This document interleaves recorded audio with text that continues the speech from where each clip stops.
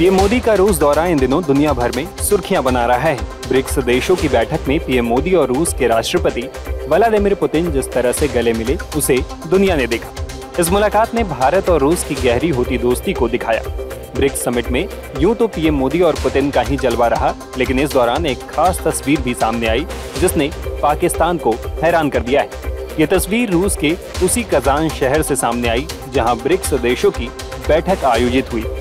इस दौरान ब्रिक्स देशों की फैमिली फोटो के मौके पर पीएम मोदी के साथ पुतिन, जिनपिंग और अन्य देशों के राष्ट्राध्यक्ष एक साथ एक मंच पर दिखे। इस दौरान सभी ने एक साथ खड़े होकर फोटो खिंचाई, लेकिन यहाँ सबसे ज्यादा चर्चा रही पीएम मोदी की इस खास तस्वीर की। इस तस्वीर में नरेंद्र मोदी और यूएई के राष्ट्रपति क्राउन प्रिंस शेख खालिद बिन मोहम्मद बिन जायद अल नाहयान एक साथ दिखे। इस दौरान देखिए दोनों नेता किस गर्मजोशी के साथ मिले। यहाँ पीएम मोदी यूएई के राष्ट्रपति के साथ हाथ पकड़े नजर आ रहे हैं और दोनों नेता हल्के फुल्के अंदाज में दिख रहे हैं। ये तस्वीर पाकिस्तान के मुंह पर करारा तमाचा है, क्योंकि ये वही मुस्लिम देश हैं जो पाकिस्तान को इस तरह खास तवज्जो नहीं देते, लेकिन पीएम मोदी से उनकी दोस्ती आपको इन तस्वीरों में साफ दिख जाएगी। इसके बाद पीएम मोदी ब्रिक्स सम्मेलन में शामिल हुए और इस दौरान उन्होंने क्या कुछ कहा, सुनिए। 16वें ब्रिक्स समिट के शानदार आयोजन के लिए मैं राष्ट्रपति पुतिन को हार्दिक बधाई देता हूं और ब्रिक्स से जुड़े नए साथियों का भी एक बार फिर से हार्दिक स्वागत करता हूं। नए स्वरूप में ब्रिक्स विश्व की 40% मानवता और लगभग 30% अर्थव्यवस्था का प्रतिनिधित्व करता है। पिछले लगभग 2 दशकों में ब्रिक्स ने अनेक उपलब्धियां हासिल की हैं। मुझे विश्वास है कि आने वाले समय में यह संगठन वैश्विक चुनौतियों का सामना करने के लिए और अधिक प्रभावी माध्यम बनकर के उभरेगा। फ्रेंड्स, मैं न्यू डेवलपमेंट बैंक के अध्यक्ष हर एक्सेलेंसी दिल्मा रूसेफ का अभिनंदन करता हूं। पिछले 10 वर्षों में यह बैंक ग्लोबल साउथ के देशों के विकास के लिए महत्वपूर्ण विकल्प के रूप में उभर रहा है। भारत के गिफ्ट सिटी के साथ साथ अफ्रीका तथा रूस में रीजनल सेंटर्स के खुलने से इस बैंक की गतिविधियों को बल मिला है और लगभग $35 बिलियन के डेवलपमेंट प्रोजेक्ट्स सैंक्शन किए गए हैं।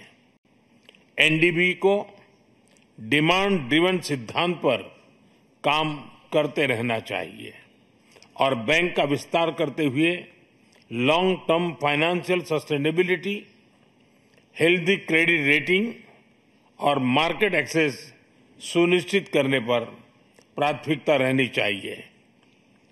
फ्रेंड्स, नए स्वरूप में ब्रिक्स $30 ट्रिलियन से भी ज्यादा बड़ी इकोनॉमी है।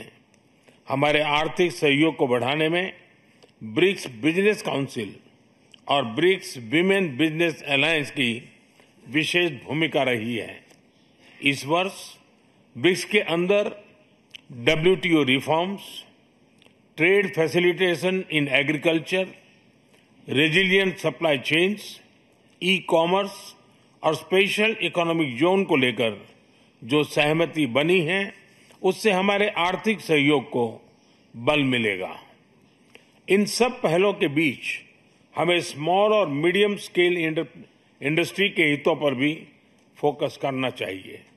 मुझे खुशी है कि 2021 में भारत की अध्यक्षता के दौरान प्रस्तावित ब्रिक्स स्टार्टअप फोरम इस वर्ष लॉन्च किया जाएगा। भारत द्वारा दिया गया रेलवे रिसर्च नेटवर्क का इनिशिएटिव भी ब्रिक्स देशों के बीच लॉजिस्टिक्स और सप्लाई चेन कनेक्टिविटी बढ़ाने में अहम भूमिका निभा रहा है। इस साल ब्रिक्स देशों में यूनिडो के साथ मिलकर इंडस्ट्री 4.0 के लिए स्किल्ड वर्कफोर्स तैयार करने पर बनी सहमति बहुत ही महत्वपूर्ण है। 2022 में लॉन्च किया गया ब्रिक्स वैक्सीन R&D सेंटर सभी देशों की स्वास्थ्य सुरक्षा बढ़ाने में मदद कर रहा है। हमें डिजिटल हेल्थ में भारत का सफल अनुभव ब्रिक्स पार्टनर्स के साथ साझा करने में खुशी होगी। फ्रेंड्स, क्लाइमेट चेंज हमारी साझी प्राथमिकता का विषय रहा है। रूस की अध्यक्षता में BRICS open carbon market partnership के लिए बनी सहमति का स्वागत करता है। भारत में भी green growth, climate resilient infrastructure और ग्रीन ट्रांजिशन पर विशेष रूप से बल दिया जा रहा है। International solar alliance, coalition for disaster resilient infrastructure, mission life यानी लाइफस्टाइल फॉर एनवायरमेंट, एक पेड़ मां के नाम जैसे इनिशिएटिव लिए गए हैं। पिछले वर्ष COP28 के दौरान हमने ग्रीन क्रेडिट जैसे महत्वपूर्ण पहल की शुरुआत की। मैं ब्रिक्स पार्टनर्स को इन इनिशिएटिव से जुड़ने के लिए आमंत्रित करता हूं। ब्रिक्स के सभी देशों में इंफ्रास्ट्रक्चर के निर्माण पर विशेष रूप से बल दिया जा रहा है। भारत में मल्टी मॉडल कनेक्टिविटी को तेजी से बढ़ाने के लिए हमने गति शक्ति पोर्टल बनाया है। इससे इंफ्रास्ट्रक्चर विकास के लिए इंटीग्रेटेड प्लानिंग और इम्प्लीमेंटेशन में मदद मिली है और लॉजिस्टिक कॉस्ट कम हुई है। हमारे अनुभव आप सभी के साथ साझा करने में हमें खुशी होगी। फ्रेंड्स, ब्रिक्स देशों के बीच फाइनेंशियल इंटीग्रेशन बढ़ाने के लिए प्रयासों का हम स्वागत करते हैं। लोकल करेंसीज में व्यापार और सुगम रूप से क्रॉस बॉर्डर पेमेंट से हमारा आर्थिक सहयोग सुदृढ़ होगा। भारत द्वारा बनाया गया यूनिफाइड पेमेंट्स इंटरफेस यानी UPI भारत की एक बहुत बड़ी सक्सेस स्टोरी है। इसे कई देशों में अपनाया गया है। पिछले वर्ष हिज हाइनेस शेख मोहम्मद के साथ मिलकर हमने इसे UAE में भी लॉन्च किया। अन्य ब्रिक्स देशों के साथ भी इसमें सहयोग किया जा सकता है। फ्रेंड्स, भारत ब्रिक्स के अंतर्गत सहयोग बढ़ाने के लिए पूरी तरह से प्रतिबद्ध है। हमारी विविधता और मल्टीपोलैरिटी में हमारा दृढ़ विश्वास हमारी ताकत है। हमारी यही ताकत और मानवता में साझा विश्वास हमारी भावी पीढ़ी के समृद्ध और सशक्त भविष्य को सार्थक रूप देने में सहयोग होगा।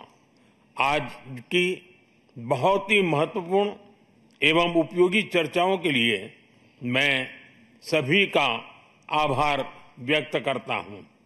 ब्रिक्स के अगले अध्यक्ष के रूप में मैं राष्ट्रपति लूला को हार्दिक शुभकामनाएं देता हूं। भारत आपकी ब्रिक्स अध्यक्षता की सफलता के लिए अपना पूरा सहयोग देगा।